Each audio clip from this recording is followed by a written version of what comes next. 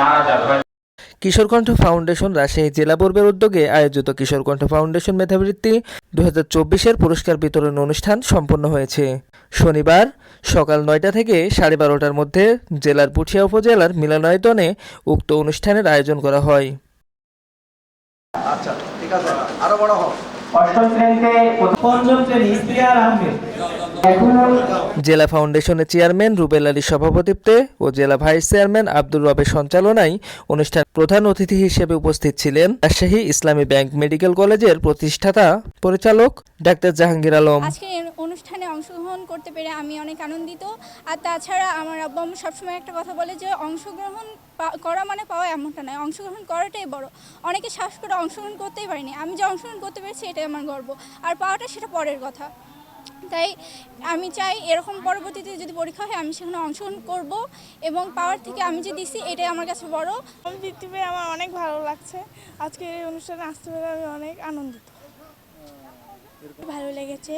প্রতিটি শ্রেণী থেকে বিভিন্নভাবে বৃত্তি পরীক্ষা দিয়েছে এবং বৃত্তির 3টি স্তর থেকেই অনেকেই বৃত্তি পেয়েছে, তাতে আমরা খুবই আনন্দিত এবং আমি নিজেও একটি বৃত্তি পেয়েছি। তো এই জায়গার প্রতি আমি খুবই খুশি। আমি এই দিনটার জন্য খুবই উত্তেজিত ছিলাম। আজ আমি খুবই আনন্দিত। পেশায় খাতায় এসেছি। আমি বাঘা উপজেলা থেকে এসেছি। আমি রহমতুল্লাহ গার্লস হাই স্কুলে ক্লাস 8-এর স্টুডেন্ট। তো আজকে কিশোর কণ্ঠ মেধাবৃত্তি প্রতিযোগিতায় আমি অংশগ্রহণ করেছিলাম ইতিপূর্বে। তো সেখানে আমি পুরস্কার পেয়েছি, আমার খুবই ভালো লাগছে, আমি প্রফুল্ল অনুভব করছি এবং আমার পক্ষ থেকে তাদের প্রতি ধন্যবাদ আমি জ্ঞাপন করতে চাই যারা এই পরীক্ষাটার এই প্রতিযোগিতাটার আয়োজন করেছিলেন এবং যারা আমাদেরকে ভবিষ্যতে এগিয়ে যাওয়ার সুযোগ করে দিয়েছেন, আমাদেরকে মেধার বিকাশ ঘটানোর জন্য আমাদেরকে সাহায্য করেছেন। আমার পক্ষ থেকে তাদের আন্তরিক কৃতজ্ঞতা জানাতে চাই। ষষ্ঠ শ্রেণীতে বৃত্তি দিয়েছি এবং আমি এবার ক্লাস 7-এ। তো আমি এই বৃত্তিটা দিয়ে অনেক খুশি এবং উচ্ছ্বসিত। এমন বৃত্তি যাতে প্রত্যেকবার হয়, এতে আমাদের মেধা বিকাশের সুযোগ হয়ে যায়। তো আমি বৃত্তিটা পেয়ে খুব খুশি।